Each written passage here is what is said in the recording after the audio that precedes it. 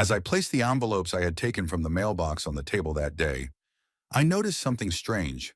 One of them was from a company I didn't recognize. Genosis. The envelope was addressed to my 10-year-old son, Jimmy.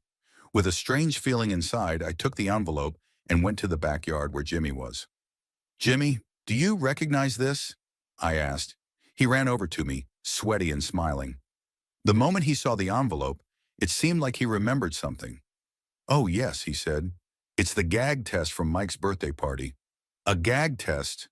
"Yes, it was a test to find out our ancestry. Mrs. Parker gave it to all of us. We spit into little tubes, and she sent them off." As I glanced over the DNA test results, a deep sense of doubt arose within me. Jimmy's ancestry was very different from what I knew. Irish, English, Scottish. Those were fine. But Spanish, North African, and Middle Eastern origins? How could this be? Jimmy, thinking it was just a game, didn't care much and went back to playing soccer. But I stayed there trying to figure out what these results meant. The results must have been wrong, but the doubt growing inside me was getting stronger with each passing second. The thought that the woman I had trusted for years and built a life with might have cheated on me slowly started to take over my mind. Was Jimmy really my son? I called Mrs. Parker to question the accuracy of the test. The results were correct. The name on that envelope really belonged to Jimmy. Upon this, I decided to call Sarah's sister, Lisa, to suppress the doubt growing inside me. I wanted to start with a simple conversation, but as my questions went deeper, Lisa's tone changed. "Are you asking about Frank?" she said, and for a moment, my world stopped. Frank, Sarah's sister's ex-husband. He was once the black sheep of our family. When I heard that Frank had Spanish ancestry, a deep void formed within me.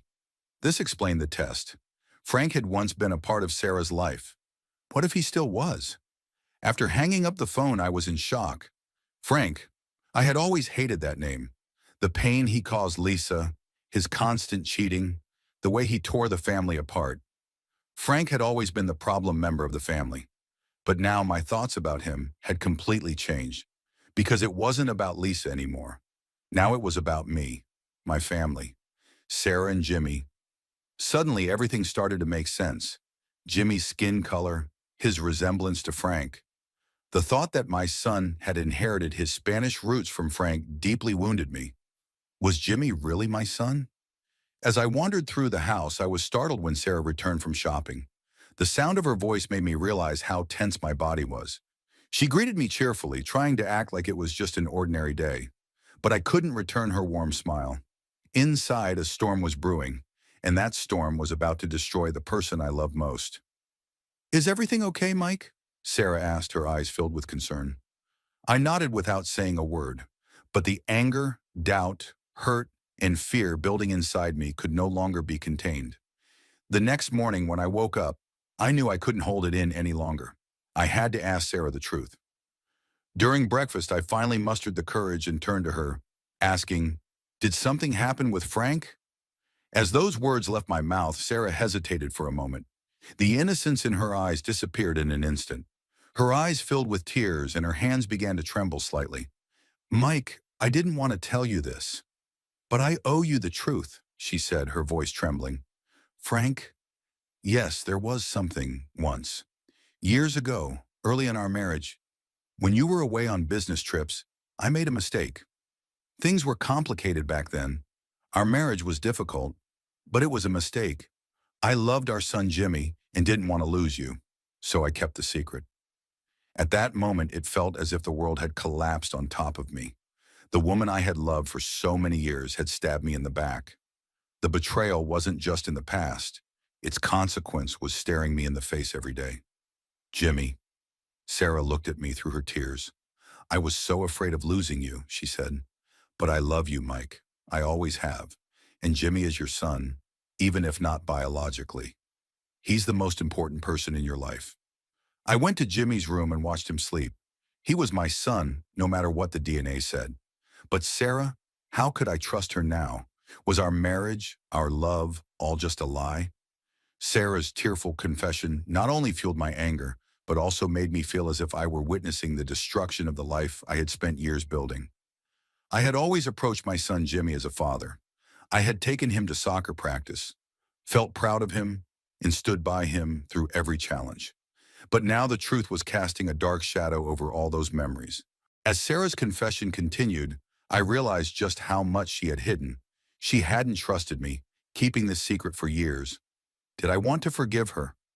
A part of me was saying yes.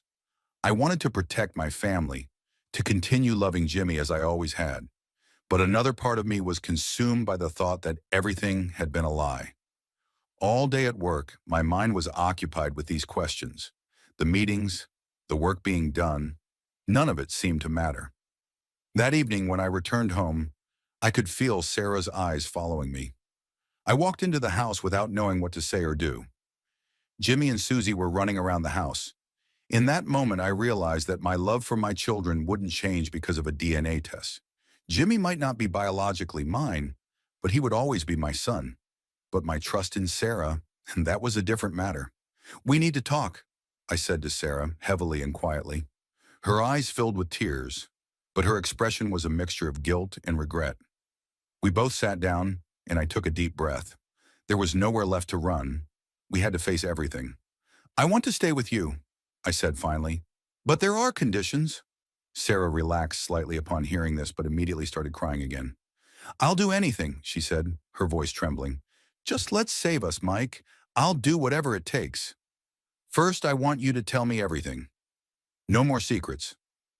In that moment, I saw both fear and relief in her eyes. She knew there was no point in continuing to hide the truth. So she told me everything. She explained how the relationship with Frank had started, how it ended, and how she had been forced to keep it a secret for years. But in the process, I learned something else. Sarah had told everything to Lisa as well. It was known that Frank had cheated on Lisa, but Lisa had also learned about Sarah's involvement with Frank. And for all those years, Lisa had kept this secret too. This shook me even more. Not only had my wife lied to me, but so had the person closest to her, Lisa. My trust had completely evaporated. Who could I trust now? That's why I gave Sarah my second condition.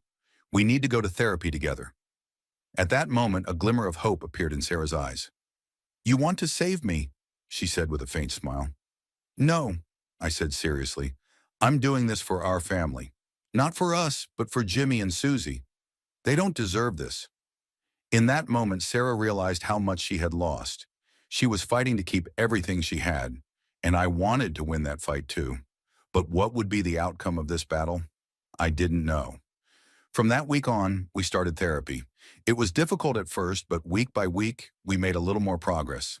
Sarah was doing everything she could to regain my love. But for me, rebuilding my trust in her would take time. One day while playing soccer with Jimmy, I thought about everything related to him. He might have been Frank's son biologically, but he had grown up with me. I had raised him, and I had been his father. He had called me dad. He had trusted me. Could a DNA test change that truth? Number Jimmy was my son. He was beyond a biological connection. I would always love him. Jimmy kicked the ball toward me and shouted, "Come on, Dad, take a shot." At that moment, I held back the tears that had welled up in my eyes and smiled back at him, saying, "Okay, son." The complicated emotions inside me slowly gave way to a decision. Trusting Sarah again would be difficult, but I wanted to rebuild my family. Jimmy and Susie were my children, and their happiness came before everything else. Over time, our relationship was reshaped. Returning to the old days was impossible, but we were trying to make a fresh start. Our family weathered the storm. Every wound eventually formed a scar. The pain of betrayal would always remain somewhere in my heart, but the presence of Jimmy and Susie was the greatest healing balm for that wound. In the end, I realized that what held our family together wasn't just blood ties. What kept us together were the memories we had created together over the years, the bonds we had formed, and the love we shared. Over time, my trust in Sarah was rebuilt, but this process took years. No matter what, in the end, the winners of this battle were our children.